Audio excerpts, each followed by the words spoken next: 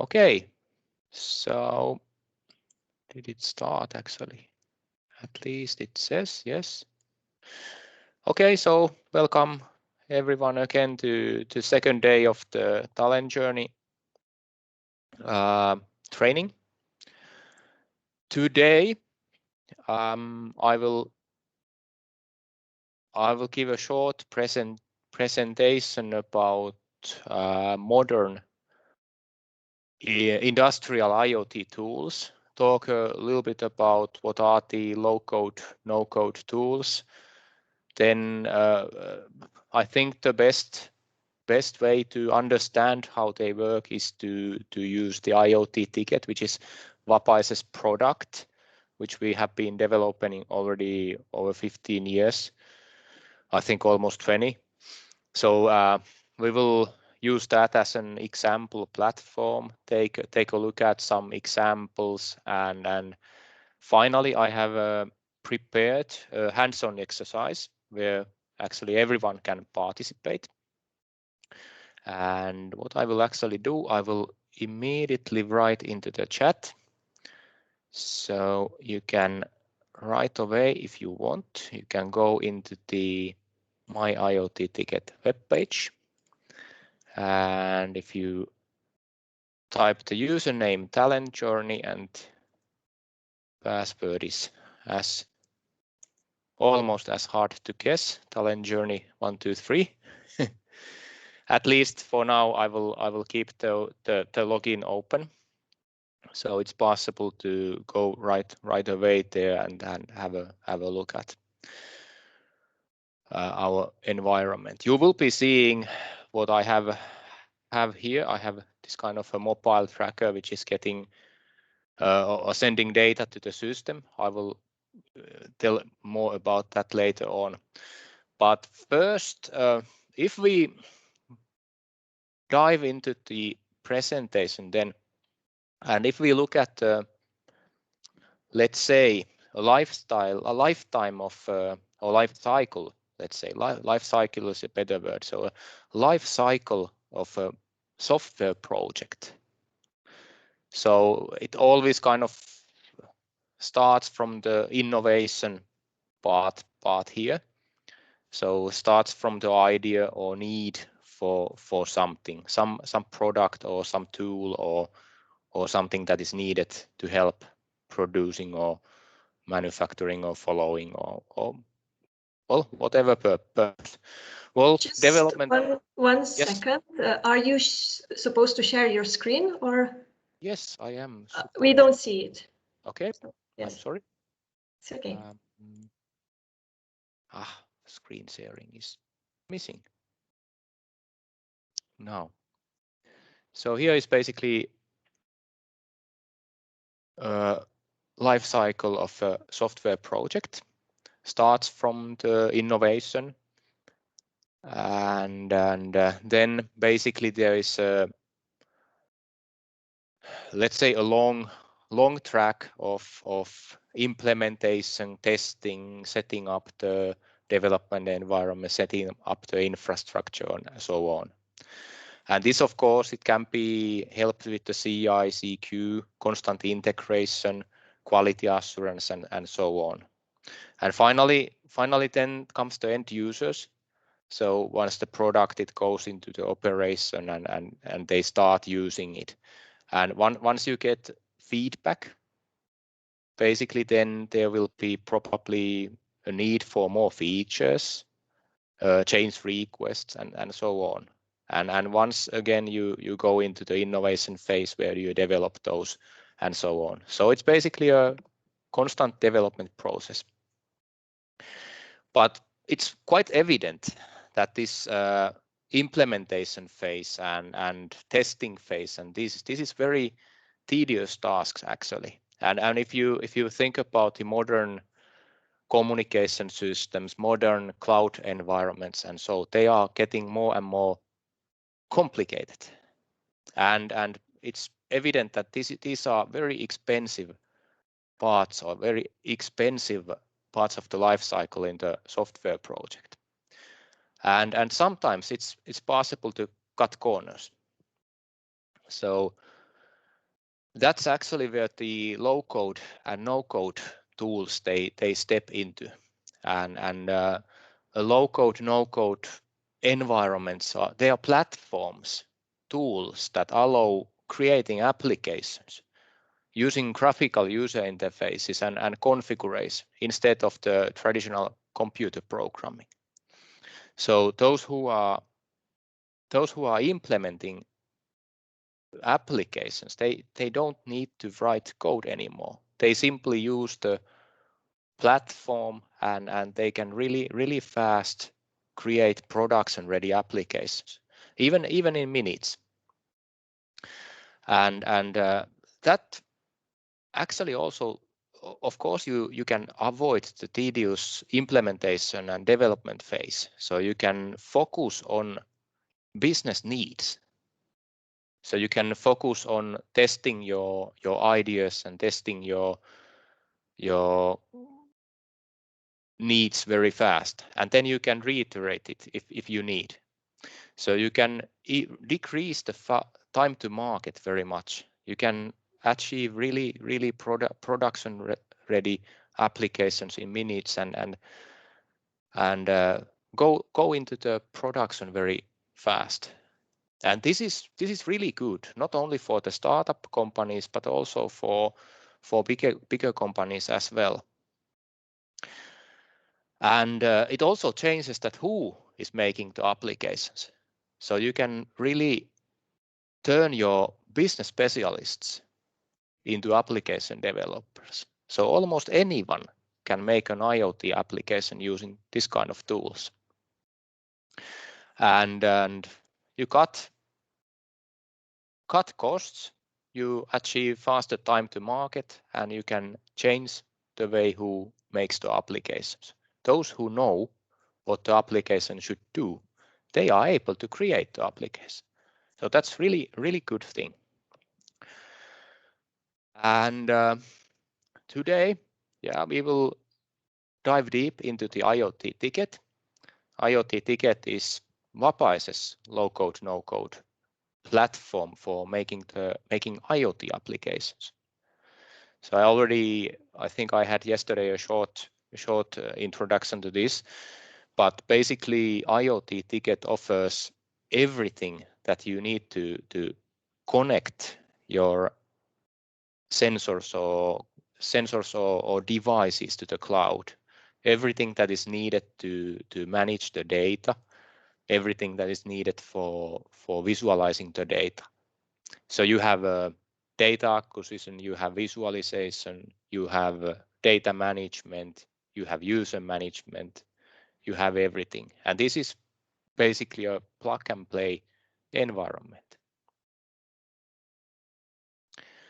We started, well, the history of the product is also in application. So we started this from several customer projects. So initially we made this kind of remote tracking system for customers, but there was a need in more and more customers. Several customers had a need for a similar tool, and eventually there was synergies in the projects, and we decided to kick off a product. And now we are already having a fifth round in the tool, or fifth generation of the tool. And I think the modern, the JavaScript libraries, modern web development tools have made it possible to have this kind of tool. It's very intuitive and very interactive to use. So you can basically build any type of applications. So it's not targeted to any certain business area.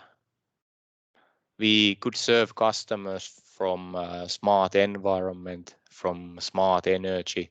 There are different kind of solutions there. For example, smart environment, air pollution, water monitoring, leakage detection. Those are coming more and more important. Also smart energy, smart cities, energy optimization, energy trading, smart buildings. You are more and more interested how much energy, for example, the buildings consume, how you could optimize the energy usage in those. Also, the cities and living environments, those are getting smarter and smarter.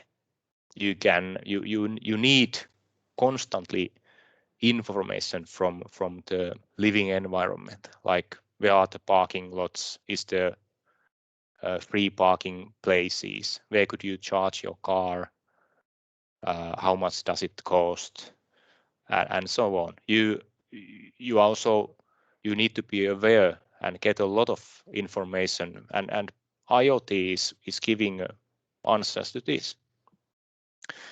Then we have manufacturing. Yesterday we had a lesson about this factory of the futures, but we are living the fourth industrial revolution where the manufacturing is getting smarter and smarter.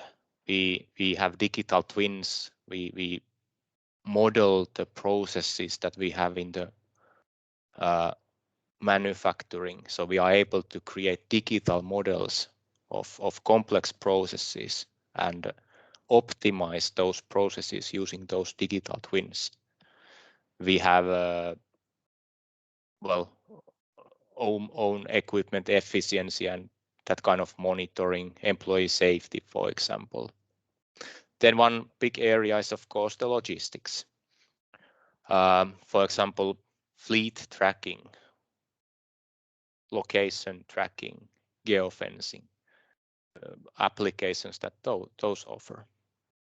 So IoT ticket, or this low-code, no-code environment that we use for IoT applications, this is targeted for all of these solutions, a platform solution. And you can very easily integrate and scale also existing ecosystems. So if you probably have whatever the application area is, you probably have some existing systems, but it's also important that you are able to connect with existing legacy systems, extend those easily. Here is a short video. Let's see if it starts itself. Seems to be stuck.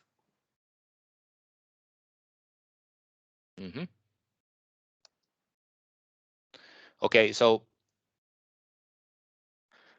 basically the application design is very easy. So you have now this is a bit embarrassing, but my computer just froze completely.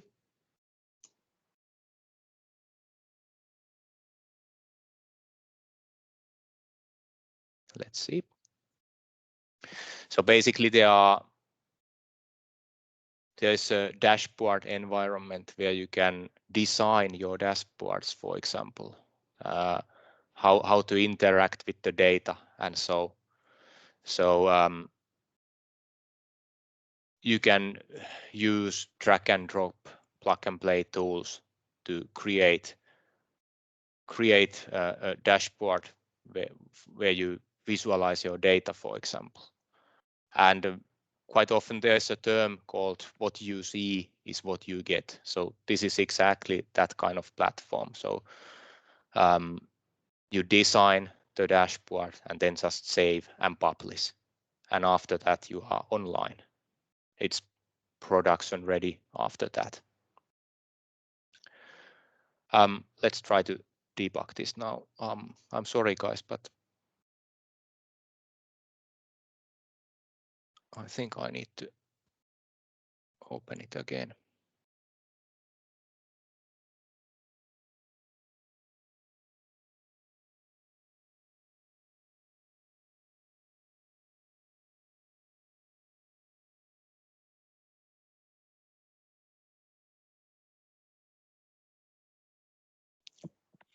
So here now the video is also playing. So we see a simple example how Matthias is using the tool. So it's possible to simply drag and drop the components into the canvas, and you can then interact with the data tags, and that's it. So you can even do it with one finger in this example. And we actually, Vapais won a application innovation award arranged by Microsoft. So this was year 2019. There was over almost 3,000 participants from over 100 countries, and this was actually the first time when a Finnish or Nordic country actually won this kind of competition. So I want to use the opportunity to mention that we were really proud of this incident.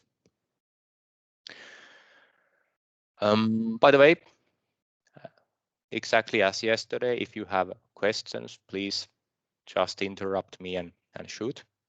I can then anytime answer the questions. So some key features that we have in the tool.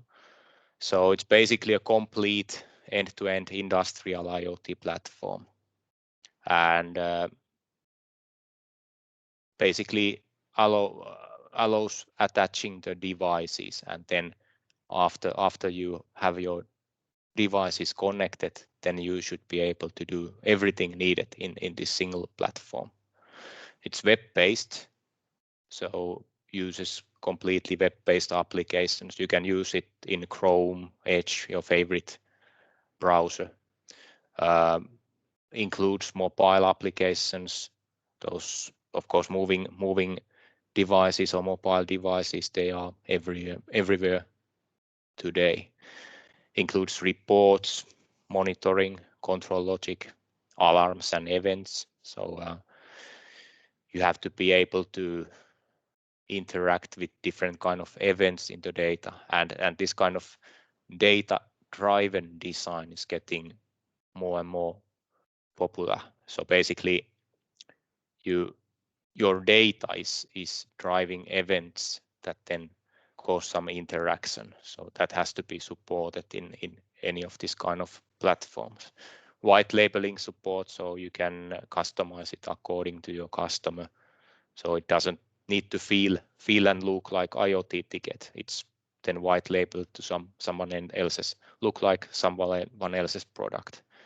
And then it's easy to basically provide it as a service. So Vapais, quite often we kind of work under the hood for the customers, so help them succeed in digitalization.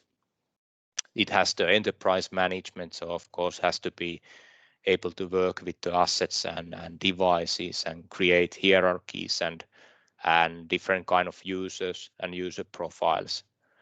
So there has to be manager user, or let's say administrators, who work with who are the power users of the solution. They are able to add normal users, connect devices, work with the updates and so on. Also supports over-the-air updates to for example to our own off-the-shelf product gateway. And yeah, some benefits again. So like with any no-code, low-code tool, so you get fast time to market and also return on investment. And it basically drives this digital transformation, what is happening around us or in the industry especially. So it basically, it's an innovation tool suite. So it enables rapid and agile development models. So anyone can start creating the applications, and it's easy for anyone to get involved, even for those who are a little bit shy with the engineering stuff and IT stuff and programming. It's tempting to start making something yourself. It's subscription based, so basically value for your money. Also has artificial intelligence and analytics built in.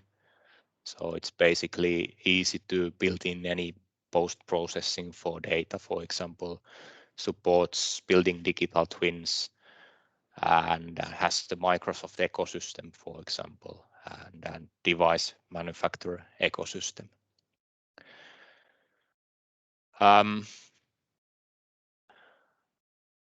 Well, the way how the modern cloud tools they work nowadays is that there are lots and lots different kind of systems available, and it's quite common that when designing complex cloud systems, there is not a single platform that is used, but quite often there will be interaction with different kind of cloud tools. There will be, for example, stream processing for the incoming data, which, by the way, IoT ticket can do natively. But then there could be third-party data, or you would be interacting with different kind of open data system or other ecosystems. So this kind of ecosystem thinking is really important when you think about cloud systems. You have different kind of cloud providers, and you need to be able to integrate and interact with those. And same goes in the lower level here in the let's say towards the factories, towards the fleet devices, towards your assets. You have different kind of protocols, and you need to have a easy ways to integrate different kind of protocols or different kind of communication methods. And you need to support, let's say, at least the industry standard protocols. You need to have, for example, the REST API. You can provide access to other parties to connect. For example, from Nord Pool, you could get electricity prices, and once you get information from your assets, for example, about different conditions, and then you combine it with electricity prices, then you already get interesting information that you can combine, as an example. So ecosystem thinking must be in mind all the time when designing this kind of systems. Let's see a little bit. Actually, I will open the IoT ticket interface, which I hopefully have it here ready. So this is a demo environment that I have open here. So I have already logged in and have some basic interactive tools on the right side. On the left, on the down, I have this kind of a panel that I can open and close. And I happen to have some demo applications here, or demo dashboard here already opened. And this would be your user dashboard that shows basically your data, where you visualize the data. You in this phase you would already have your assets and devices connected, and you would be visualizing what data you have here.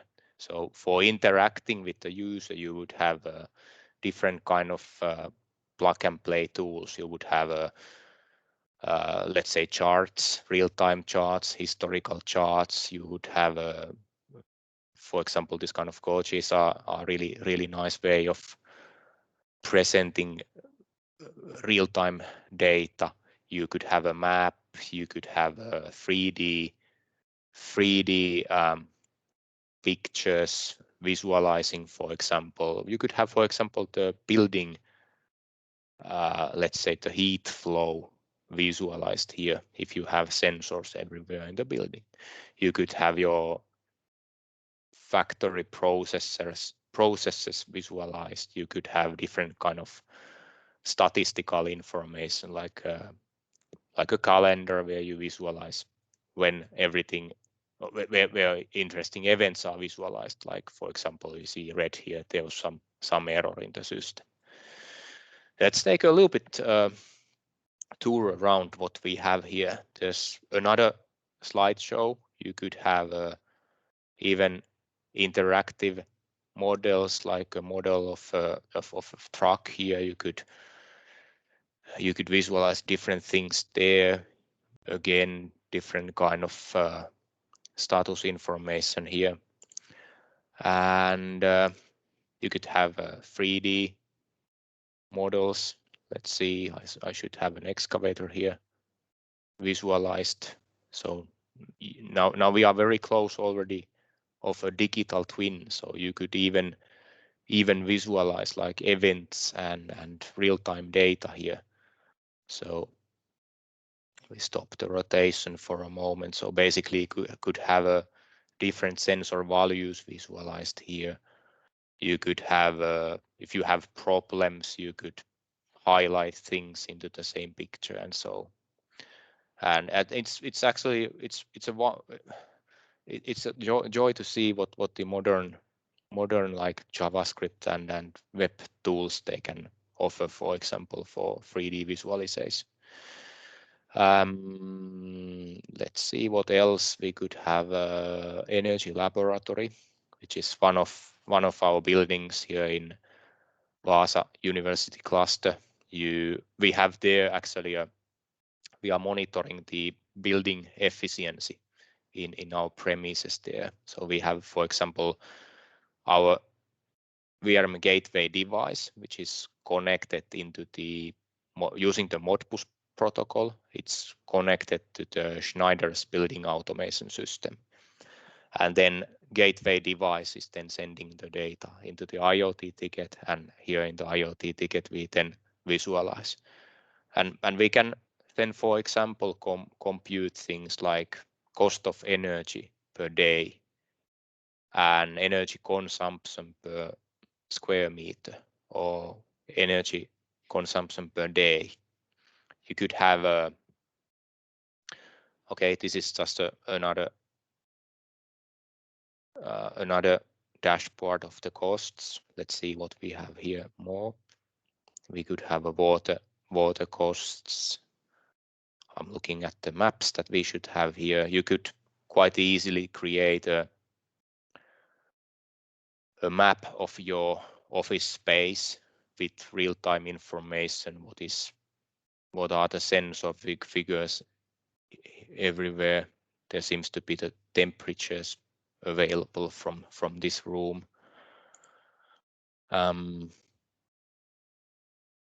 You could have different kind of trends available. This seems to be okay. I have to say this trend temperature actually this value and the average maximum minimum temperatures and so on. So it's actually a lot of things that can be visualized here. Let's see if we have anything else interesting here.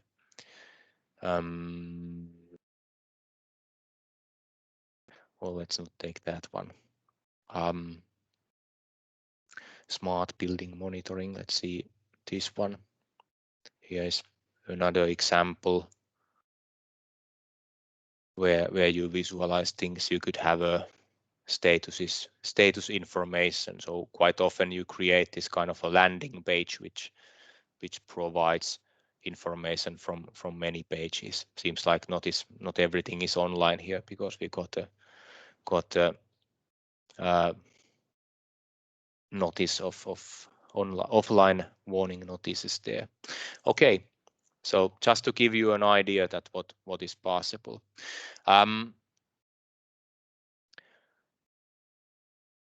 Here is some examples. Then if we combine artificial intelligence with the IoT information. So first step, of course, if you think about this kind of IoT project or IoT solution lifetime is that first, of course, you need to connect the devices, and already when connecting, you probably have some kind of idea that what I want to achieve with the data, what I want to see, and that's of course first thing is connecting the devices, starting to get the data, but then you have to know what to do with the data, and of course the rapid agile tools, they help in that by creating easily different kind of visualizations, and when you know easily, once you are easily able to interact with the data and visualize with the data, then it's already immediately easier to understand what you want to see. But then let's say that we are able to increase the productivity a lot if we are able to combine the artificial intelligence and analytics like machine learning with the data. So for example, if we have industrial equipment, for example, rotating machines, so this would be the case what happens before the rotating machine, for example, goes into a failure. So if you are a manager of or service manager of that kind of assets, so you, for example, in a factory, you take care that everything runs smoothly and you have your machines running and so on. It could be a wind turbines, or it could be a different kind of rotating machines there. So this is the step when the fault actually arises. It could be in the bearings, for example, and in this phase, no one notices it yet, and you could have a different kind of strategies how to prevent equipment failure. Most often, you would have just a regular services. So you basically you service your equipment regularly, even if it's running completely fine. But that's of course you don't do any production during that. So that of course costs you money, not only because you need the spare parts, but you don't produce anything during that time. So what do you want to achieve is that you want to optimize the timing when you do the maintenance. And in this case, we are talking about predictive maintenance. We want to optimize it exactly before it goes into a failure mode. And now if we have, for example, vibration sensors attached into our device, we could start after the fault has arisen. We could already like notice it using different kind of acoustic emissions analysis. There are different kind of analysis methods that you can do to find out the vibrations in the devices. They start to create frequencies that are noticeable in the frequency analysis, and that would be the first state of noticing the problem. So you could already if you are able to notice those things, notice those situations, you could already start to think of the servicing and preparing for that. Later on, if we just let it run towards the failure, we would have the oil analysis that could show some like particles there. With the infrared, you could already see that temperatures are rising. You could perhaps hear audible noise, and very close to the failure, it could be even hot to touch. And once you hit the failure, if you wasn't able to use your information to fix it before that, then that will cost you money, because now the system is down, you don't produce anymore anything, and you need to prepare for unexpected failure. So IoT is able to help us creating optimization strategies, for example, in manufacturing. Using the artificial intelligence, it's of course it's suitable for many business areas. You could, for example, target sales, estimate resource optimization, and so by using the data to increase your sales, for example. You could have different kind of machine vision solutions. So you could, for example, detect users if they are using safety equipment or if they are not using the safety equipment. You could have a face recognition where you see you could, for example, recognize persons who are authorized to enter or exit the areas. You could use machine vision for detecting the faulty objects. For example, here we have this kind of a small can. Now the lid is completely okay in this case, but then when we switch it to a faulty lid, I think we see the red triangle or red square here, which shows that it's not fine, and the system recognizes it. With the machine vision, you get really interesting solutions.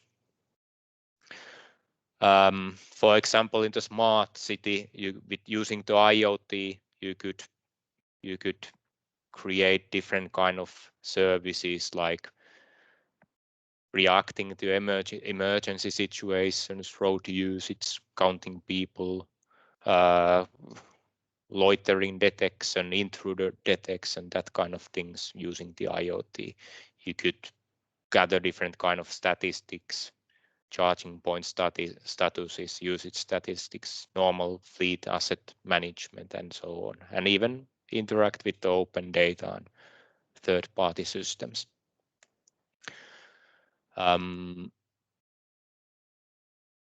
Smart building demo, we actually saw already. Building automation, living spaces, those are things that we are more and more interested in.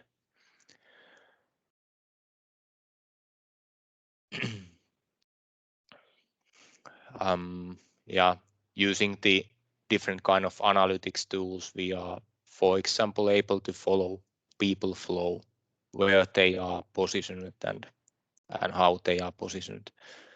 You can do different kind of interactions with the data then and so on. Here's a actually small example or demo example how our system is used to build this kind of application. And in this example, we have this kind of electric drive, which has basically is taking care of for example, of ventilation. So it's taking care of rotating the rotating this kind of electric drive. It's connected with the gateway device, and we get data into our system from there. And we've actually created the system where we follow the amount of persons in the room. So we see that the ventilation system or the electric drive, you have only one person there. You have only so and so much of ventilation. But once the people inside, once you start to get more and more people inside, you increase the amount of ventilation because more air is needed. And how would you do a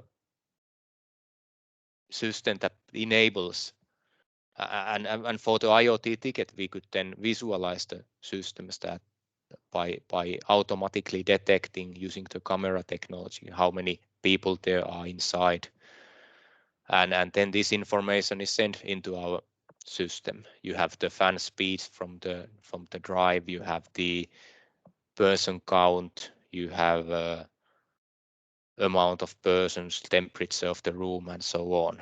Yeah, and you could quite simply create this kind of application where you see the status interactively.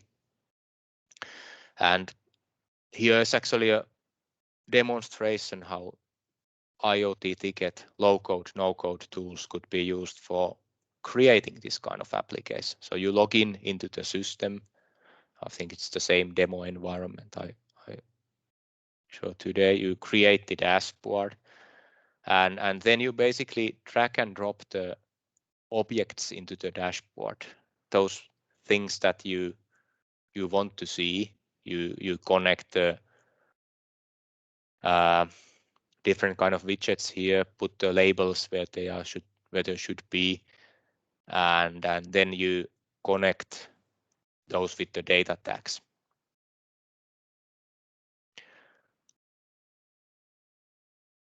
It's a speed up. Speed up. In the background, we are able to use this kind of a flow processing tool. I can actually stop the video for a moment here. Sorry, let's reverse a bit. So IoT Ticket offers this kind of flow programming tool where we are able to see the data tags that provide the data, and we have the dashboard components available here. And you can simply, using the mouse, you can drag and drop the connections and interact with the data. And you have some basic tools for working with the data here. And this quite nicely shows here that you can create simple computation, just plug and play, like computing, well, person count factors, person numbers, temperatures, so on, and combine the data from the several sources, for example. And now you are able to see the data and what happens in the room interactively. So this is just to show that what is basically possible using the low-code, no-code tools. And I think we could now go into the second part of the presentation. Is there, by the way, any questions so far? I have in my mobile phone, I have a mobile tracker, which is one of the IoT ticket products available in the Android web shop. It's constantly providing the sensor information from the mobile phone, like position, GPS position, acceleration, temperature, and so on. And then it's feeding this data into our web page. Let's, by the way, open this presentation from here. So you could basically download it from the Android web shop. Simply has the login interface, and then share. Then you can stop sharing. So it's pretty simple application. I have it running here in the background, and you don't need to download it now, because you can simply, using the username and password that I provided, you can simply log in into our system using those, and we can then interactively work there using the data from my mobile phone.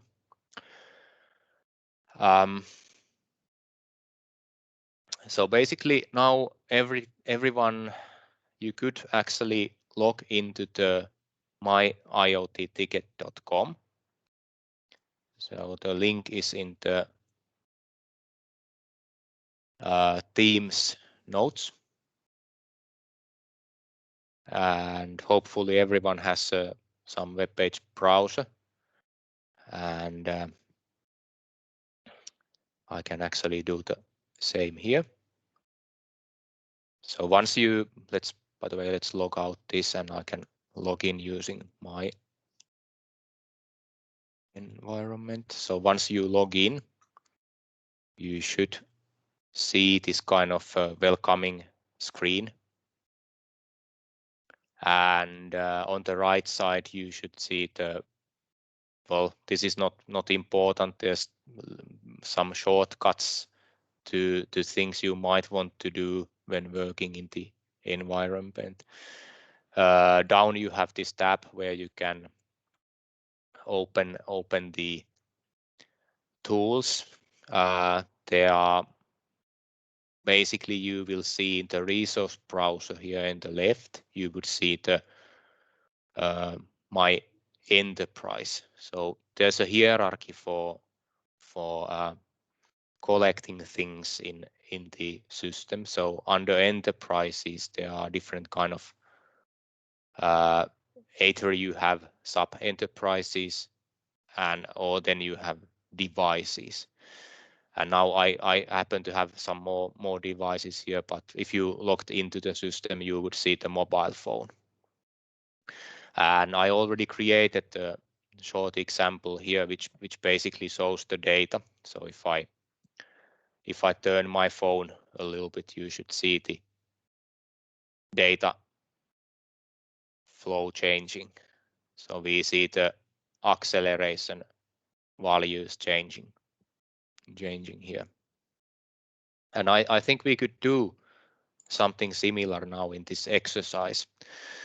So basically there are dashboard tools here in the right, and we could basically click on the create dashboard, and from the create dashboard you could just use your own name to make it unique, like Veli-Pekka dashboard, and choose the empty layout in this time. And then when you create, you should get a new empty dashboard. And then our target would be, like, if you probably you, by the way, you see it in this kind of layout where you have the widgets or the web page tools are on the left side. So you could click here in the down right, change how the widget toolbar is displayed. So it actually puts the toolbars here in the right, and I think this is a bit better way to work with it. And basically here down and middle you would have the data tags available. This is now providing the sensor data tags that are available from my mobile phone. You would have the acceleration sensor figures, you would have the GPS position, latitude, longitude, and so on, different kind of data tags. And what you actually first thing what you would probably want to have is you would want to visualize the data.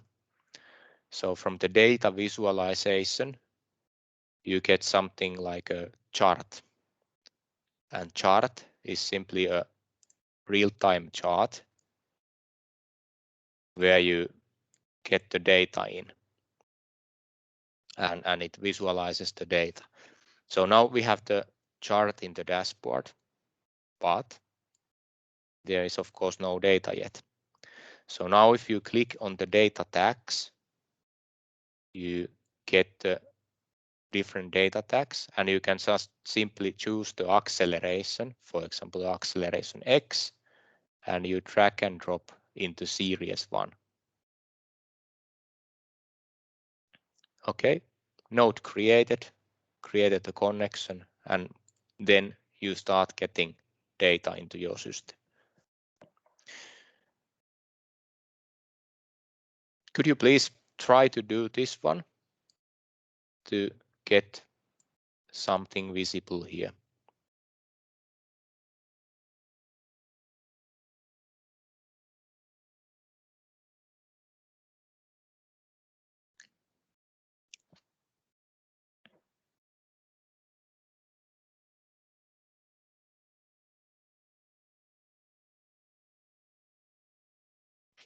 Can you repeat, where did you drag it?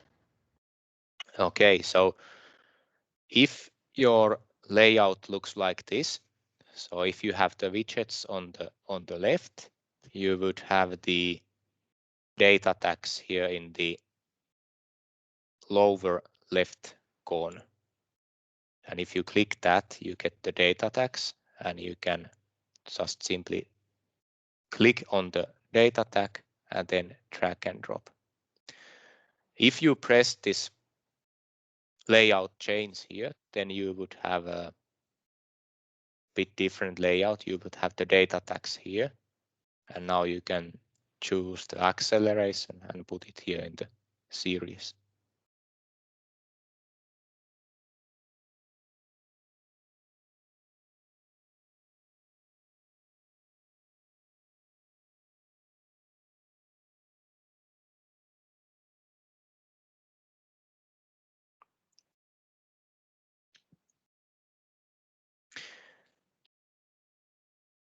I will wait for a moment. Did anyone else try to do it? Yes, I'm trying.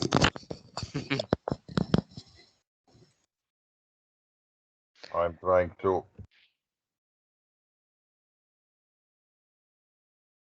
Can we drag accelerator X and Y, or just one? Yeah, you can actually choose from the properties. If you want, you can actually create a second dashboard. You can just right click, go into properties, and from the properties you can go into series configuration. And from here you could add 2 new series, and you can even rename from here if you want. Let's change them to acceleration, Y acceleration, or Z acceleration. And I can press OK. And you can also, I think, you can also go into data flow editor side. And there in the data flow editor, you would see the data tags here in the left, and you would have your chart here. So here you could also make it so that you connect from the acceleration by dragging and dropping the line from values to the X acceleration. Then you can just simply drag and drop also the Y acceleration here, and then connect the values from Y acceleration to chart also, and then Z acceleration to Z acceleration values. And then you need to have a timing trigger. So for that we have this kind of trigger block, which takes care of the timing of the blocks here. So you need to connect the trigger into the trigger of the data tag block.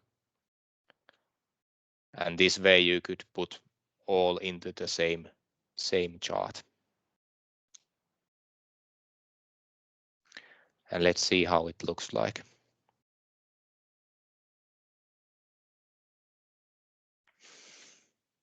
Let's move it a little bit around also my phone. I think we need to press save.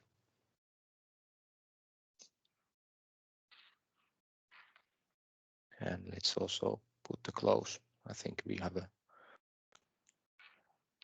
do we have a demo effect now? Okay, there they are. They seem to come a bit slow. So now we have it running real-time data here in the chart.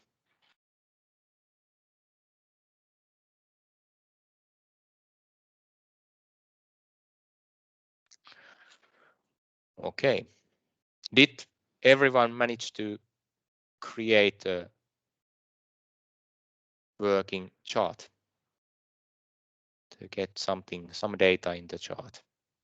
I'll go back into, yeah, by the way, if you press save and close, then you can always return into the edit mode by left clicking on the tab here. You get a panel and you can choose to edit here. And then you can always go into a layout where you see the data. I did get the dashboard, but where I could, track those things. Yeah, so if you are working, you have a free tabs here. So basically in the interface designer, you are able to see the dashboard. But if you want to work with the blocks, then you need to go into data flow editor. Okay, yep. There, and this gives a little bit different way of working with the data.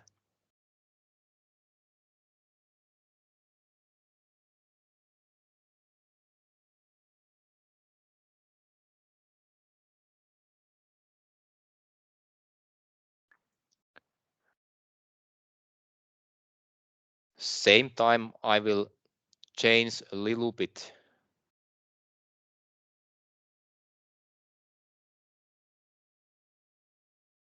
the layout of my dashboard. So I want to see a little bit of a historical data also here. So not only the real-time data, but the values that I received earlier. So I will actually scroll down into the toolbox and choose the time block here. And I just rename it start time. And let's say I would like to see 5 minutes behind. So I make a time block and then another time block, which basically just is the end time. And this would be the end time of my time series. Then I could, from the acceleration, I could from the each block here, I could, instead of reading the current moment, I could choose different kind of periods. There are current day, previous day, current week, and so on available. But I will just choose custom here. And I will actually, when I choose custom, I will get the time start, time end here. And then our system is making stream processing for the incoming data. So there are maximum, minimum, and average values available immediately. But if I will just change the grouping here into none. So now I get the real values from there.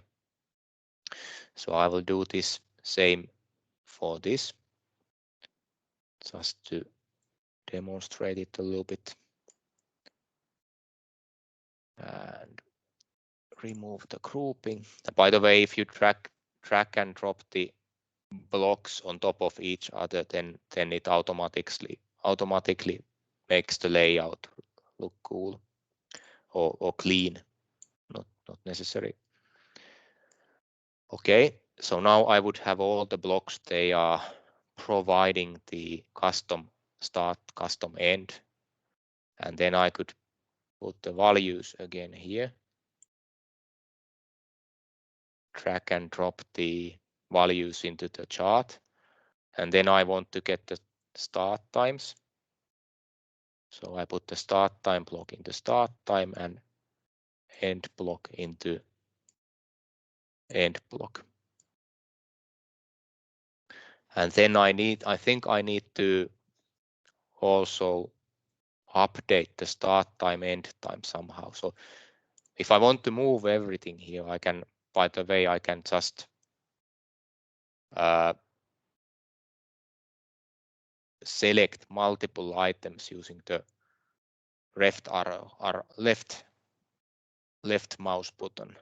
There's, by the way, a wheel mouse is really good tool for this. So if you are using the laptop keyboards only, it's not the best way, but with the wheel mouse, it's really easy to work with here. So I drag and drop those a little bit there, and then I also drag those there, and then let's put the timer trigger also into updating those.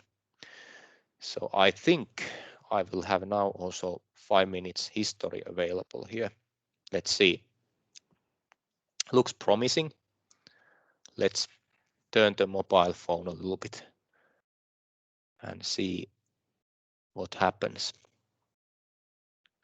So now we are actually getting some history data also. We see the history and we see the incoming values. So I think at least for me, the graph immediately becomes more understandable. So you also see how it changes. How you see the events from the graph now. So you see what was the values before and what are they now.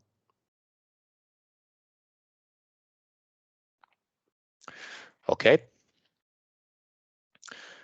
Then of course, let's go edit mode again. You would probably like to have some kind of label providing information what is my demo about. So let's make a TalentJourney mobile demo. And I think I happen to have also a suitable background ribbon. So into materials. So the ribbon is here. And let's put it here. Oops, my text went into the background. Let's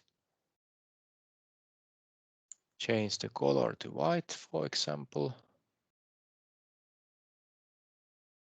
Okay, and also this one we can make it a little bit bigger. Okay, looks already quite cool. Then we could, if we make, this is a little bit like a designing like a, so what we are making now is an application providing information about the status of the sensors in the mobile phone. So if you, for example, if you compare it to a mobile application, so what you usually would have is like a map application that shows where you are and some data on top of that. So now if we are thinking about the industrial application, we will of course see a little bit similar things there. Okay, we could also include a map from the, let's say, I think it's in the miscellaneous. So under that you get the map. So we can just put map there. Let's see if you have a different kind of layout. So if the widgets are on the left, your map would be here fourth from the right top corner. So from there you can drag and drop map, or if your layout is a bit different, then you get it from the miscellaneous map. And now getting the, if you go to flowchart mode again, you could go into here and you see the map. So probably you would like to put a position available there. So for that reason, we need the latitude and longitude. And then I think we need also the map pin from here. So pin is just, you can customize it by making different kind of ways how it looks in the map. But you can connect the latitude into latitude of the map pin and longitude into longitude of the map pin. And then I think there's one important thing that has to be, well, not necessary in this, but I think to match timestamps in the map pin. Well, let's keep it there and let's see how it works. And then the pin has to be put into the map. And I think we need some kind of timer also here. So if we scroll the toolbox, there's a timer down here. Let's make a new timer trigger and just use the default values. So this will basically what this timer is. We can see the interval is 5 seconds. We can actually make it 1 second. Also here, I think makes much more sense. And it basically reads the data from the database now every second. So it kicks the reading of the value, and the value will be fed into the map pin, and from there it goes into the map. So when you work with these no-code tools, you basically create the interactions using basically plug and play tools. So now you would already have a position available, sensor information available. That's, by the way, I see that the ribbon is a little bit behind the map, so we can bring it front just to make it tidy. Did everyone manage to create a position in the map? I didn't. I was lost already at the beginning, so I'm just watching now. Okay, so you can maybe try it at the same time, or if you just want to follow, or you can try it later after you get the. I try later. My computer is not functioning that well at the moment. Yeah. I have the map, but no positioning. Okay. So basically what you can do also, most probably you can just also drag and drop the latitude into the map. So you have the latitude and longitude options here. So it's probably possible also just to drag and drop them there. It's not necessary to use this map pin.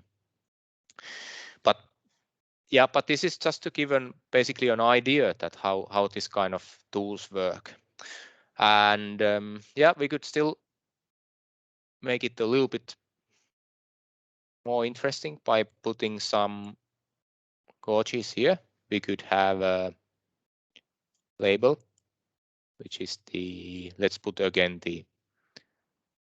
what values we have. We have illuminance. We would have, and we can just, by the way, cut Control-C, Control-V for copy pasting items here. We would have temperature, I hope. We could have heading. Heading, that's interesting also.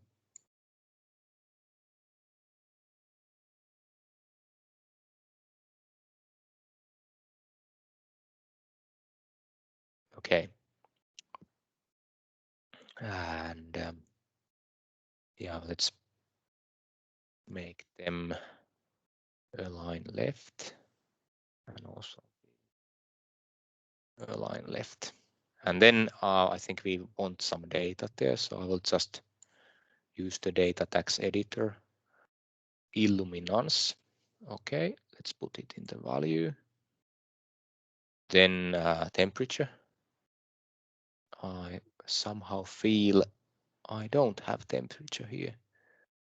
Okay, so then let's fix it.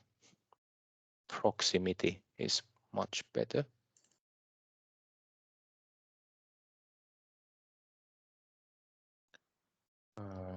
Proximity, and let's put it in the value. Did it go there? I hope. Heading, and heading also in the value. Let's see what happens now if there's the proximity sensor in the mobile phone. So I will put my finger there. So we see it goes into 1, and actually the illuminance is very low now. So this would provide information if I'm wearing the phone next to my ear or not. For example, if I'm using the phone and calling to someone, I could create some interactions based on that. Okay, I could also go on the data flow part and make it a bit more tidy here. So I see the couches are almost on top of other things. So I usually like to make it so that all the interactions are, or the data tags are on the left, and then you have the, on the right, you have the targets of the data. And I also see that the, let's make a new timer for dedicated timer also for this. So I just connect these here. And let's make it also, it's 1 second already. Okay, this looks quite nice already.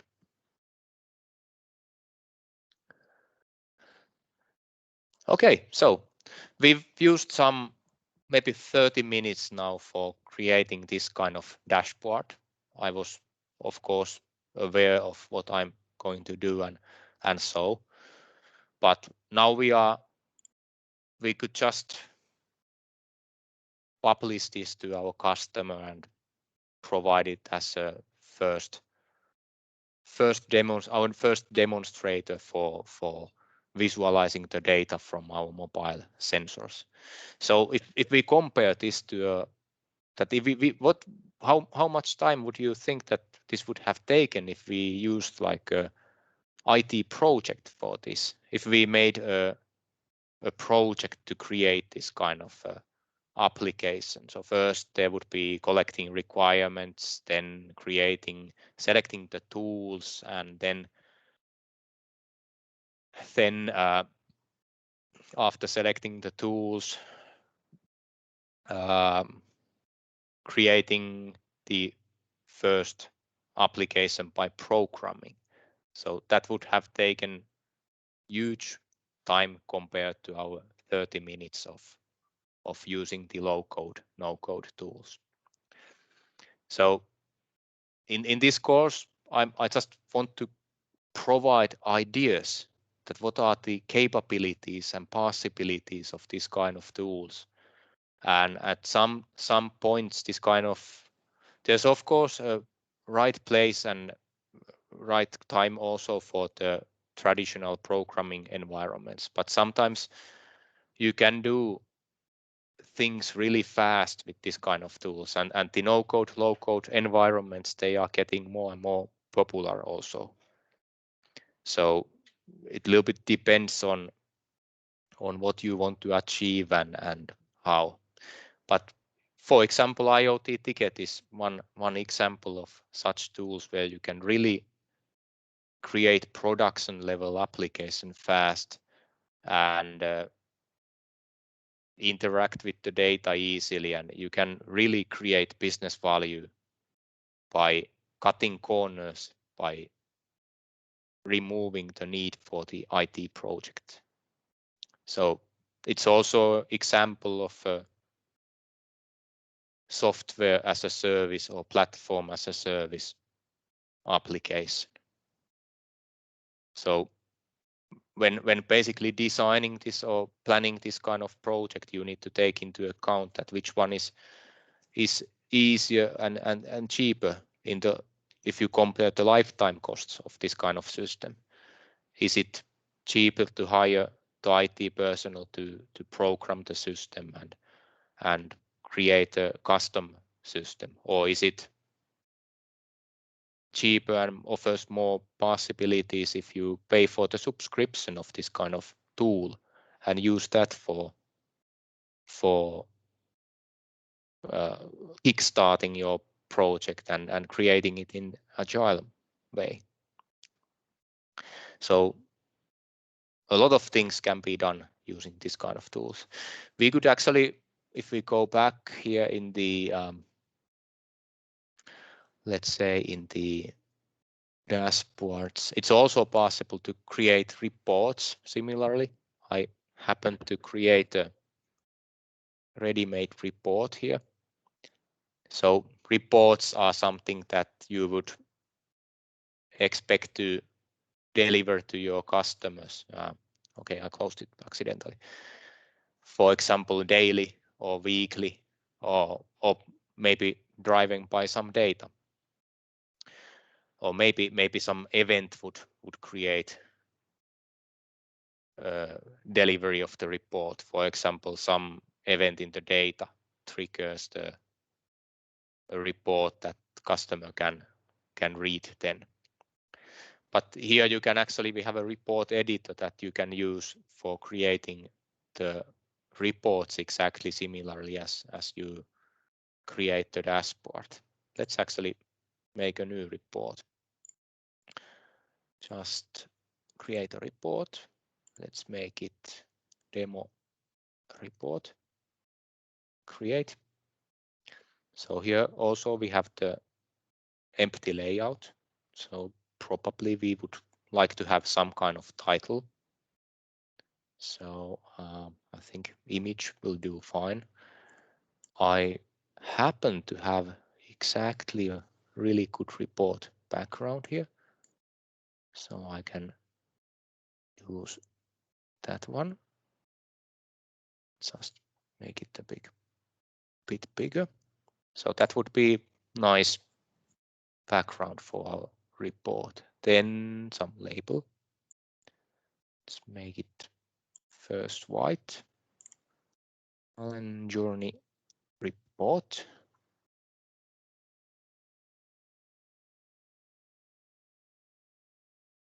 And I think we could it also here.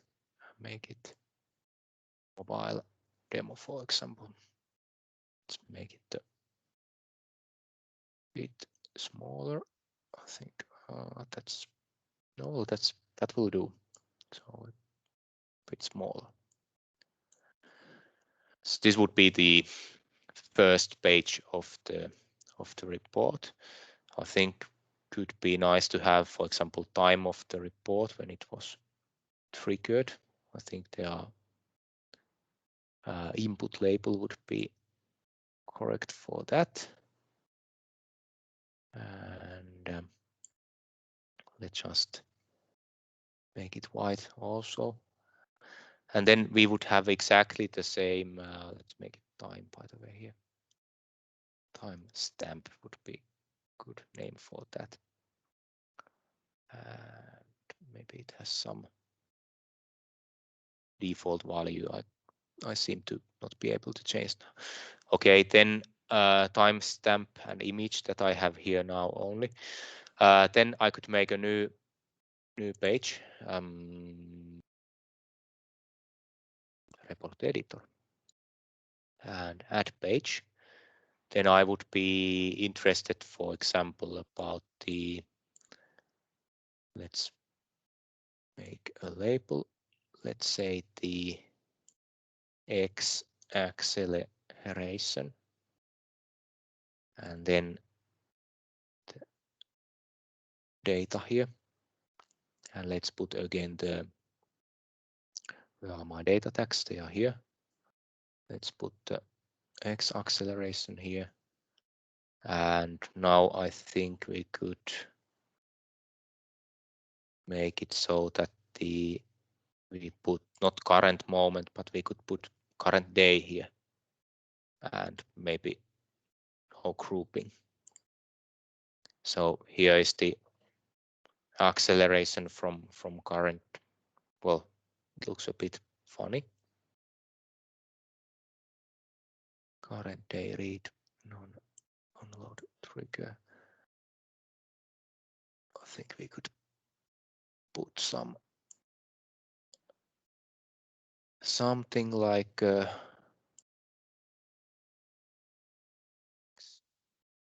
mean and average, for example. I think if we are creating some industrial application, we would be interested to see that what are the minimum and the maximum values, for example.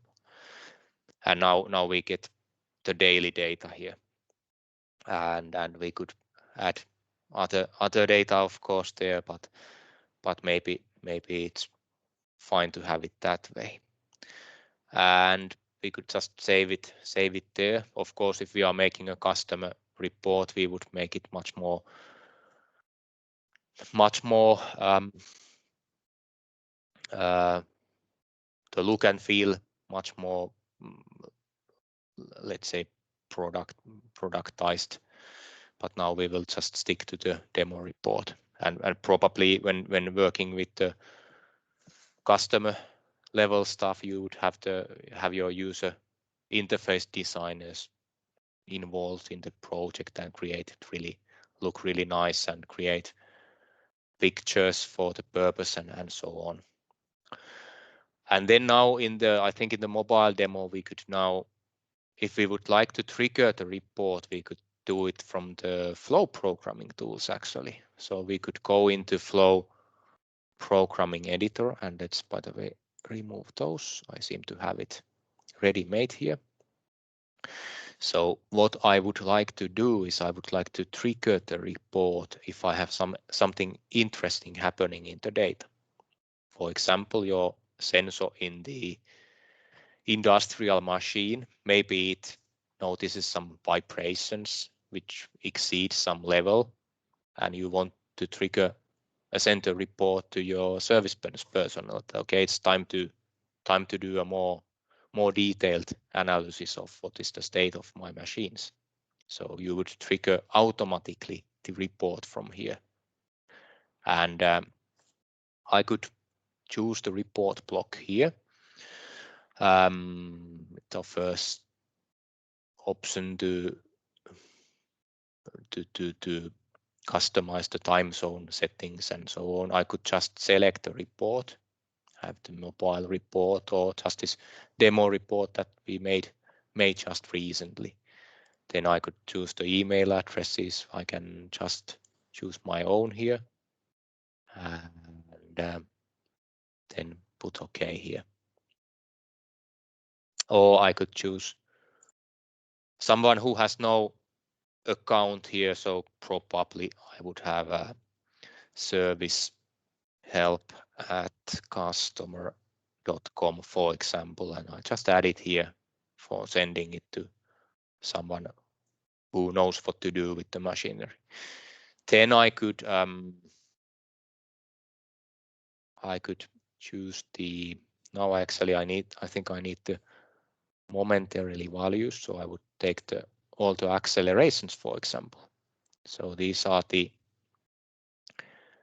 values that I get from the acceleration sensors. Then I need the timer again for kicking the reading of the data. And let's make it tidy again. And now I think I need to, because I'm interested of the event which exceeds some threshold. So let's make a threshold here, and I happen to know that 30 is a nice threshold value. So I need 3 more of these actually. So it's possible to put only one value into one threshold. And if any of the X, Y, Z accelerations now exceed its over limit, it should trigger the report. Okay, so this would be my system which alarms my service personnel that, okay, now my device is, there's something happening there. There's the acceleration has been exceeded. I need to alarm my service personnel. They need to start preparing for the service of the machinery. And now we can actually do our asset optimization using the no-code, low-code tools. And designing this kind of system, it took 5 minutes.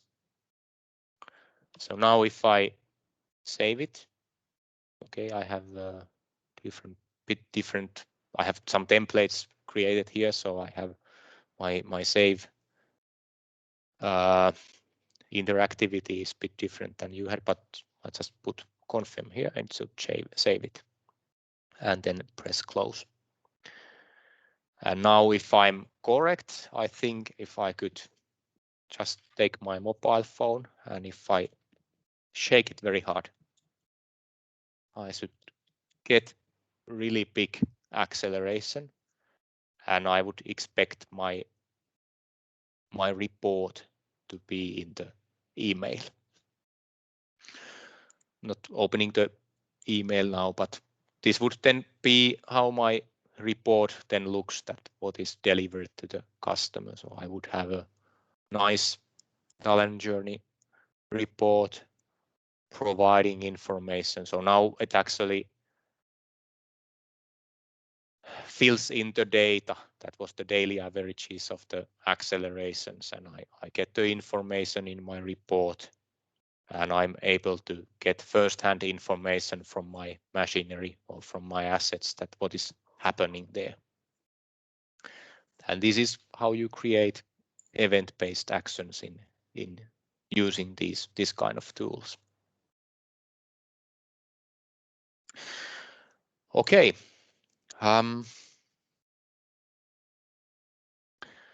That's quite a lot about our tool, and quite much what I wanted to provide today. There is a lot of material about the IoT ticket in our web pages. If you are interested, you can go there in the iotticket.com or www.vapais.com, or from the YouTube you can probably find Vapais's or IoT ticket channel. You can check out what's available there.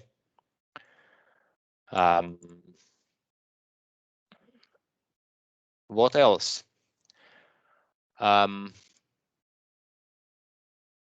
Yeah, yesterday we talked about communication protocols.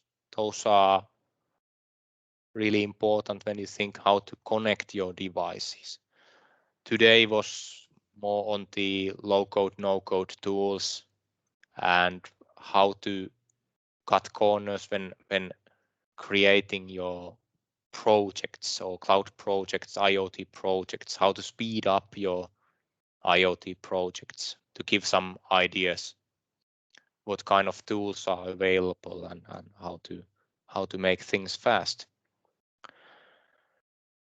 And yeah, I think this gives a nice example that how low code, no code can be used for creating quickly things, and also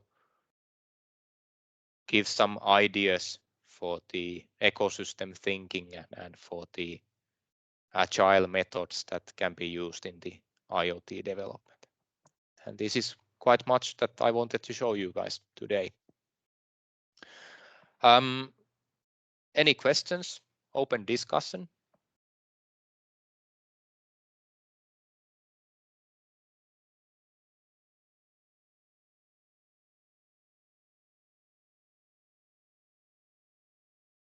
I have a question about this tool.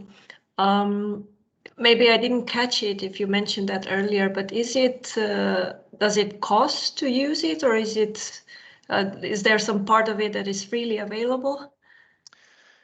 It is subscription based. So basically how our model works, that usually we offer a pilot period which has a fixed cost for our customers first. We introduce the tool a little bit similar like we did today. We onboard the customer by integrating the part of the devices, some small amount of the devices into the system, and once they have everything up and running, then it's basically a subscription based fee. So you pay monthly fee for using it. For universities and organizations like that, we have a innovation edition of the IoT ticket tool that's similarly subscription based, but has some features, some a bit different features, like tailored for the universities, and could be very well used by different kind of for students and universities and institutes like that.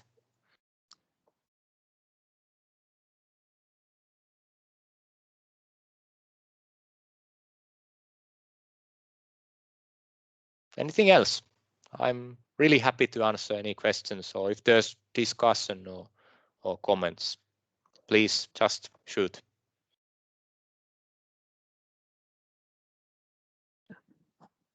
Sorry, just the question, does it matter which kind of connection you use with the incoming data? You use the mobile data now, but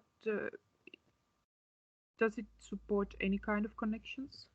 It basically supports most of the industrial standard communication protocols. So we have a REST API, and in the GitHub we have, for example, libraries that you can kickstart your project. For example, if you have a Raspberry Pi, you could go into a GitHub and download our library, for example, a Python library, which then communicates with the IoT ticket using the REST API.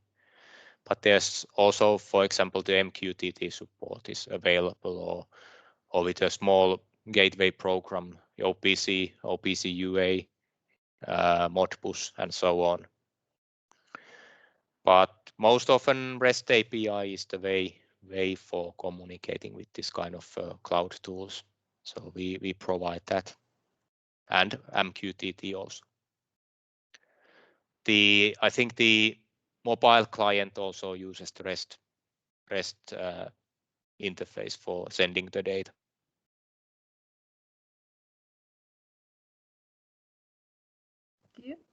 Thank you.